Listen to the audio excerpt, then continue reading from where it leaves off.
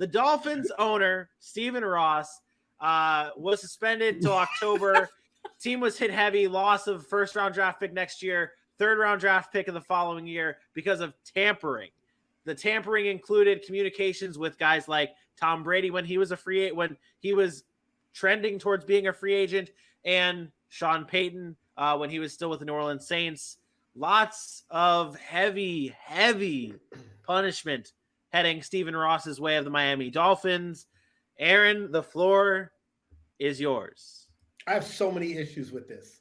So many issues in so many different directions.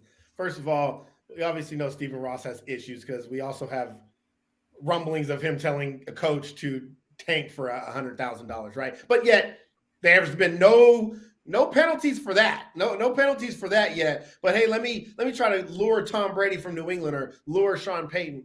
Look, my biggest issue with the NFL is what the hell is tampering?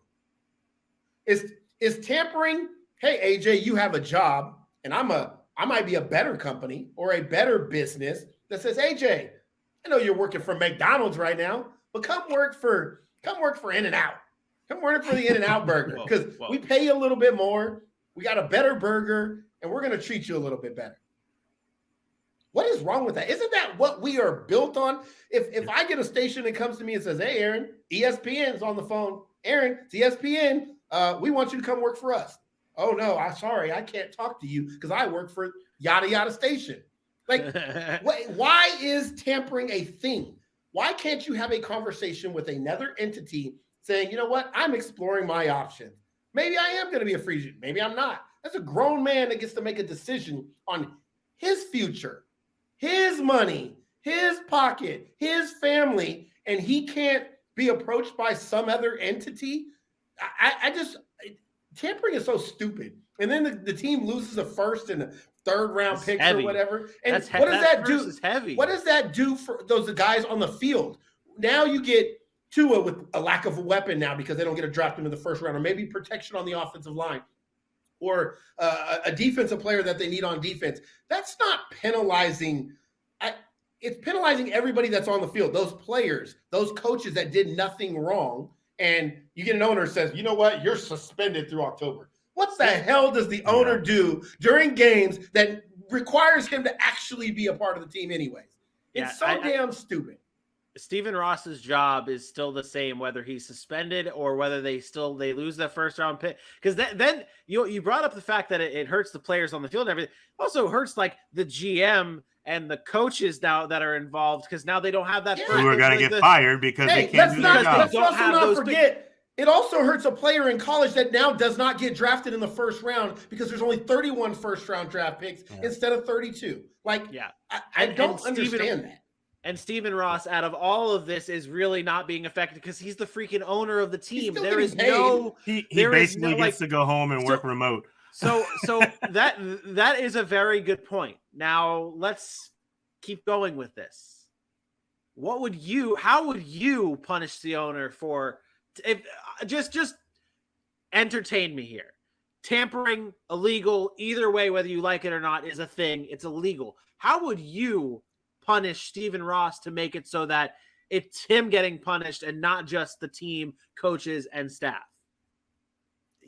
I don't know that there's a right answer.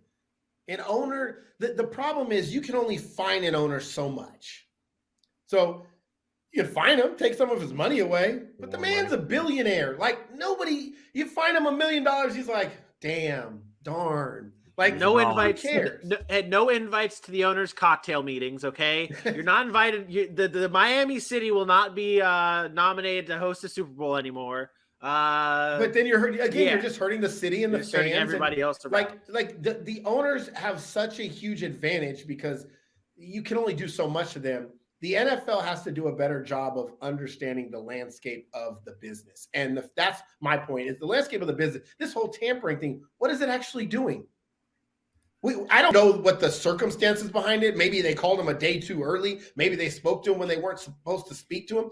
Who cares? I thought the suspension with all this was coming for the Brian Flores. Yeah, but that's what I was saying. We have nothing for that. Brian Flores. They came out and said they found They came out and said they found that there was nothing wrong. They didn't tell him to lose games, despite Brian Flores writing a letter at that time. They said it was the wording. Like there was too many conflicting reports about what was actually said during the process, which is just absolutely wild in my opinion. What is actually? Do you guys know what tampering actually is?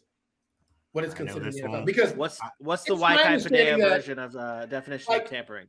Don't teams get contacted all the time for players like wanting trades, and then you give them permission to seek a trade? Like, why? I don't understand that. Anyways, they're talking to him anyways. I've seen the movie Draft Day. I remember when Kevin Costner was eating pancakes, talking to the Seattle Seahawks GM, and saying, "Okay, yeah, great movie." Terrible reference. I don't get it. I just don't get it. Tampering is the dumbest thing. Yeah, agreed.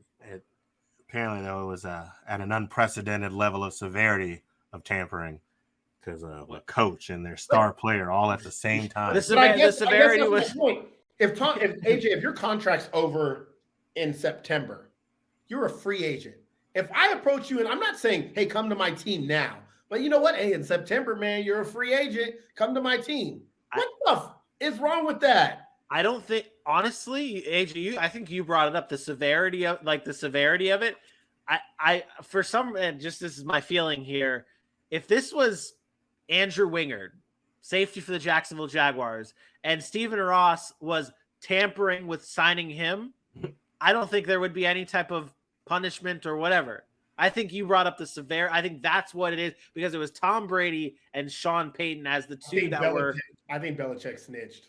Ooh. That is the person that would snitch to get a competitive advantage over the Dolphins by losing draft picks. Oh, man. Karma's a bitch, knowing that Tom Brady was already going to leave. Karma's a bitch, Bill. You're going to miss the playoffs this year, and it's going to come back to bite you in the ass, okay?